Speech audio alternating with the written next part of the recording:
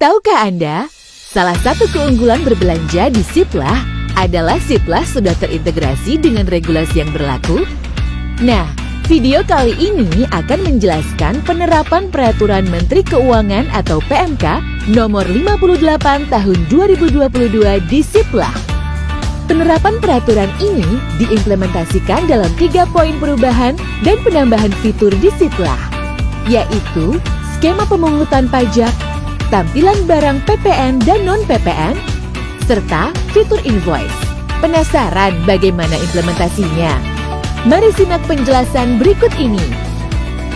Hal pertama, yaitu adanya perubahan skema pemungutan pajak. Kini, mitra pengelola pasar daring Siplah yang akan memungut, menyetor, dan melaporkan pajak. Satuan pendidikan sebagai pembeli barang atau jasa hanya perlu membayar nominal sesuai invoice termasuk PPN 11%.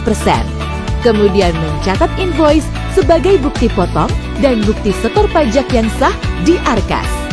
Sehingga pelaporan pajak tidak lagi perlu dilakukan oleh satuan pendidikan. Kemudian, kini di Siplah Anda dapat mengidentifikasi barang yang dikenakan dan tidak dikenakan PPN secara langsung saat masuk ke halaman mitra. Terdapat label barang non-PPN untuk barang yang tidak dikenakan pajak dan label harga termasuk pajak untuk barang yang dikenakan pajak. Sementara itu, untuk tampilan barang di wilayah Free Trade Zone atau FTZ, yaitu Batam, Kepulauan Riau, semua barang sudah teridentifikasi tidak dikenakan PPN. Terakhir, kini terdapat 2 jenis invoice yang akan Anda temukan di Siplah, yaitu Proforma Invoice dan Invoice. Proforma Invoice adalah bukti penagihan kesatuan pendidikan atas barang atau jasa yang sudah diterima. Proforma Invoice sudah memasukkan perhitungan pajak yang dikenakan ke transaksi terkait. Satuan pendidikan cukup membayar sesuai nominal yang tertera pada Proforma Invoice.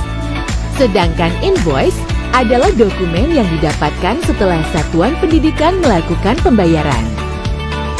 Invoice merupakan bukti pembayaran yang sah yang kedudukannya dipersamakan dengan faktur pajak. Dengan menerima invoice, berarti satuan pendidikan telah menyelesaikan kewajiban perpajakannya. Dengan implementasi PMK 58 ini, urusan perpajakan terkait pengadaan barang dan jasa satuan pendidikan jadi lebih praktis. Tidak hanya sesuai dengan regulasi yang berlaku, tetapi juga setiap berkas untuk pelaporan otomatis terdokumentasi dan pajak pun sudah diurus mitra. Jadi, yuk mulai cari kebutuhan satuan pendidikan di Siplah.